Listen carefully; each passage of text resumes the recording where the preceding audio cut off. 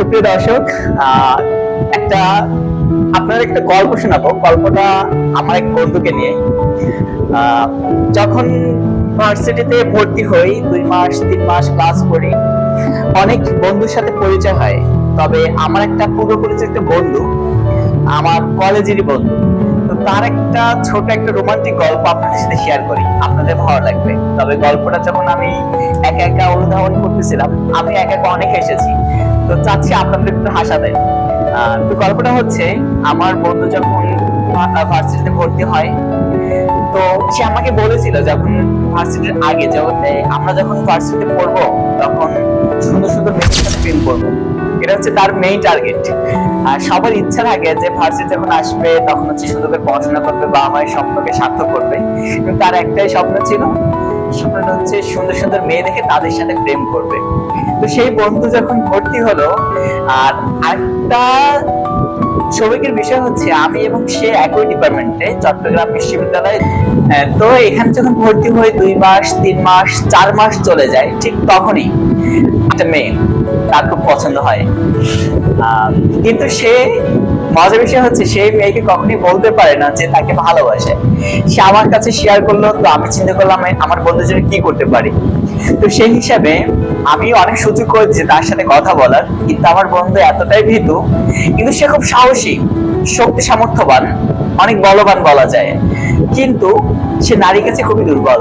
মানে সে কিভাবে কি বলবে, কিভাবে শুরু করবে, কিভাবে কথা বলতে হয় সেটাও জানে না।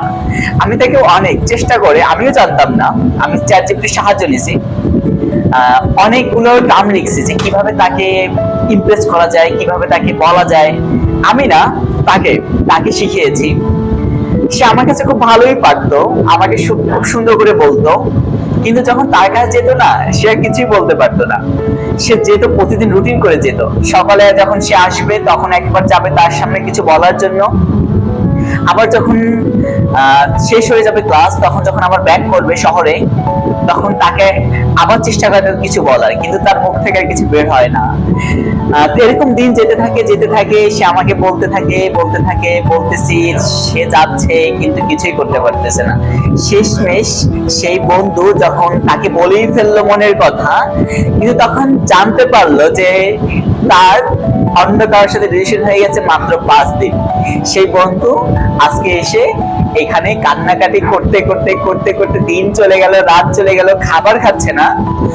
আসলে কথাটা আমার খুব করুণ সুরে বলার কথা ছিল, কিন্তু আমি খুব হেসে বলছি, কারণ বিষয়টা আমার কাছে খুবই হাসির। তাই আপনারা বলতে পারেন তোমার বন্ধু হচ্ছে একটা কষ্টের বিষয়, তুমি হেসে বলতেছো, কিন্তু বিষয়টা হচ্ছে আমার কাছে খুবই হাসির। কারণ তাকে আমি এত কিছু শিখাইলাম, এত ভাবে বললাম, কিন্তু সে গিয়ে বলতে পারলো না। এখন সে একা বেডে শুয়ে কান্না করতেছে। তবে ভালো কথা, সে কান্না কিন্তু দীর্ঘস্থায়ী। তার কষ্ট যদি দীর্ঘস্থায়ী হতো তাহলে আমি খুবই স্যাডে থাকতাম, দুঃখে থাকতাম, কিন্তু তার কষ্টটা হচ্ছে সীমিত সময়ের জন্য। পরের দিন সে আমাকে আবার বলে যে না, তার নাকি অন্য আরেকজনকে পছন্দ হয়েছে। তো এটা হাসির না, আপনারা বলেন, কমেন্টে জানান। তো এখানে শেষ করছি, আবার দেখা হবে নতুন কোনো ভিডিও নিয়ে। হাসি তামাশা বিদায়ী থাকবো। মানুষের জীবনটা খুবই ক্ষণস্থায়ী, তবে আমরা চাই মানুষের জীবনটা খুব আনন্দ দিয়ে ভরিয়ে তুলতে। তো আমরা চাই প্রতিনিয়ত আসবো ভিডিও নিয়ে, তবে হচ্ছে খুব মজার কথা বলবো, তবে আপনাদের কাছ থেকেও জানবো। তো এই বলে আমি বিদায় নিচ্ছি। আল্লাহ হাফেজ, গুড নাইট, টাটা, দেখা হবে অন্য কোনো ভিডিওতে।